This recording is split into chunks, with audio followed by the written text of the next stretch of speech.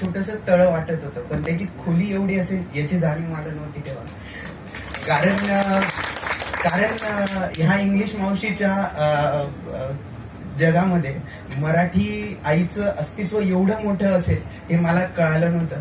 कारण मी इंजिनिअरिंगचा स्टुडंट आहे. मराठीचा छंद मला आहे, पण त्याचं म्हणतो ना आपण कनेक्शन नाही आहे. तर एक गोष्ट सांगू इच्छितो. तर 0 ते 9 अंक बसलेले होते, ठीक आहे. तर 9 अंक 8 अंकाला मारतो आणि तो म्हणतो की हा मी मोठा आहे त्याच्यामुळे मी काहीही करू शकतो.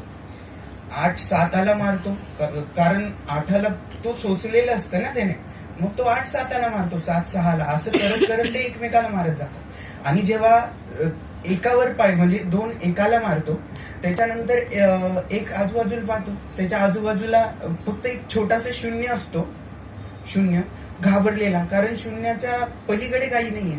मग 0 घाबरलेला असतो, मग तो एक त्याला मारत नाही, तो एक त्या 0ला सोबत घेतो आणि तो 10 बनतो.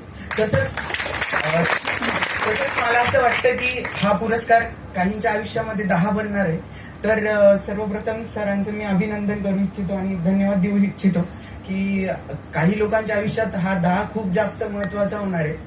आणि आपलं मॅम आता म्हटले की मुलं व्यस्त झाली, तर मुलं व्यस्त आणि अस्तव्यस्त झाली आहेत आणि कप सेट आणि सोफा सेटच्या जगामध्ये आपली माइंड अपसेट झाली.